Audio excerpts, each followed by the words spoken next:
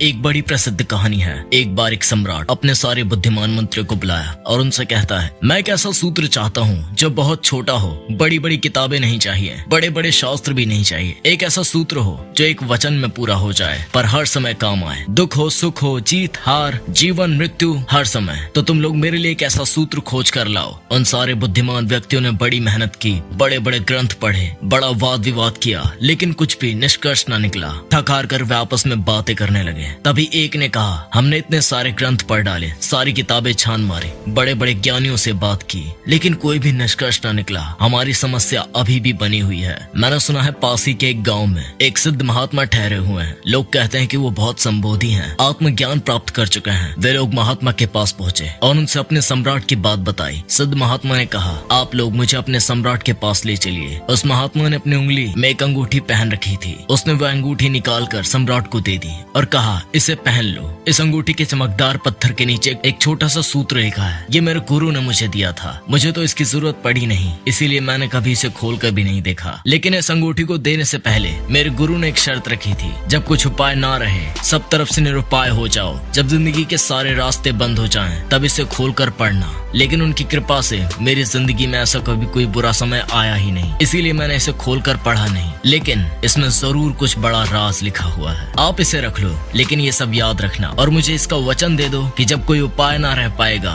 सब तरफ से निरुपाय हो जाओगे, तो अपनी जिंदगी के सबसे बुरे वक्त में ही इसे खोलोगे, क्योंकि ये सूत्र बड़ा बहुमूल्य है। अगर इसे साधारणता खोला गया तो यह अर्थहीन हो जाएगा। सम्राट ने इस बात का वचन दे दिया और सम्राट ने अंगूठी पहन ली। वर्षों बीत गए। इस बीच कई बार मन में विचार आया कि इसे एक बार खोलकर देखते हैं, भला इसमें क्या लिखा है ऐसा। फिर सोचता कि कहीं ये खराब न हो जाए। फिर बरसों बीत गए। फिर बरसों बाद एक भयंकर युद्ध हुआ जिसमें सम्राट हार गया और दुश्मन जीत गया। दुश्मन ने राज्य को हड़प लिया। सम्राट एक घोड़े और तलवार को लेकर भागा और अपनी जान बचाई। संगी साथी दोस्त परिवार सब छूट गए। उसके साथ बस 2-4 सैनिकों की रक्षा थी, वो भी धीरे धीरे हट गए, क्योंकि अब कुछ नहीं बचा था उसके पास। तो रक्षा किस बात की करनी। दुश्मन सैनिक सम्राट का पीछा कर रहे थे, तो सम्राट एक पहाड़ी घाटी से होकर भागा जा रहा था। उसके पीछे घोड़ों की आवाजें आ रही थी। प्राण संकट में थे। अचानक उसने पाया कि रास्ता समाप्त हो गया। सामने एक बहुत भयंकर और गहरी खाई थी। लौट भी नहीं सकता था क्योंकि दुश्मन के सैनिक पीछा कर रहे थे। एक पल के लिए मानो सम्राट स्तब्ध रह गया।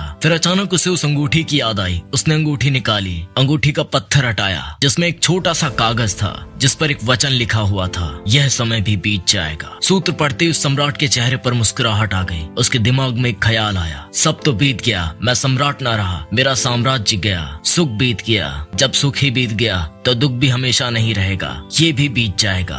ये पढ़ते ही सम्राट का दिमाग एकदम शांत हो गया। जो शरीर डर के मारे कांप रहा था, अस्थिर हो गया था, कुछ सोचने की क्षमता ही खत्म हो गई थी, वो अब स्थिर हो गया। दिमाग काम करने लगा। उसने सोचा, शायद सूत्र भी यही कहता है, अब करने को कुछ नहीं है। लेकिन सूत्र ने उसके अंदर जैसे एक ताकत सी भर दी हो, कोई साथ छेड़ दिया हो। यह समय भी बीत जाएगा ऐसा प्रतीत होते ही जैसे उसका डर का सपना टूट गया। अब वह व्यग्र नहीं रहा, वह बेचैन नहीं रहा, घबराया हुआ नहीं था। वह शांति से एक स्थान पर बैठ गया। संयोग की बात यह थी कि थोड़ी देर बाद घोड़ों के पैरों की आवाज भी सुनाई देना बंद हो गई। शायद सैनिक किसी दूसरे रास्ते पर मुड़ गए थे। घना जंगल और ज्यादा बीहड़ था। उन्हें पता नहीं चला कि सम्राट किस तरफ गया। धीरे धीरे घोड़े की टाप दूर हो गई। सम्राट ने अंगूठी वापस रखी। कुछ दिनों बाद दोबारा उसने अपने बचे हुए मित्रों से मुलाकात की, सैनिकों को वापस इकट्ठा किया, फिर वापस अपने देश पर हमला कर दिया। और ना ही हमला किया बल्कि जीत भी हासिल की और फिर से अपने सिंहासन पर बैठ गया। जब सम्राट अपने सिंहासन पर बैठ गया, वह बड़ा आनंदित हो रहा था।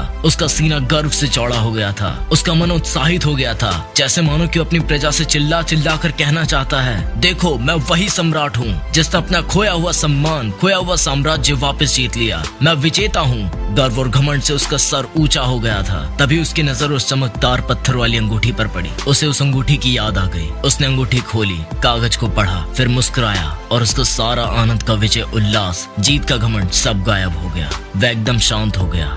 ये देखते ही उसके बगल में खड़ा सैनिक सम्राट से पूछता है, सम्राट अभी आप इतने प्रसन्न थे, अचानक आप शांत हो गए, क्या हुआ सम्राट? और सम्राट ने मुस्कुराते हुए कहा, क्योंकि ये समय भी बीत जाएगा। जब सब गुजर गया, इस संसार में ना तो दुखी होने के लिए कुछ है, ना ही खुश होने के लिए। आज जो भी अच्छा या बुरा तुम्हारे पास है, वो सब बीत जाएगा। अगर ये सूत्र हमें समझ आ गया तो हम देखेंगे कि संसार के सारे दुख और सुख वक्त के अनुसार चलने वाली घड़ी के समान है। आपके पास आज जो है वो कल नहीं रहेगा, तो घमंड किस बात का करना, किस बात के लिए इठलाना, ये सब बीत जाएगा। ये शब्द बोलते हुए सम्राट की आंखों में एक चमक थी, जिसे देखने के बाद सैनिक की नजरों में सम्राट के लिए सम्मान और ज्यादा बढ़ गया। दोस्तों, अगर आपको ये कहानी पसंद आई तो प्लीज हमारे चैनल को सब्सक्राइब कीजिए। This is blaster motivation signing off.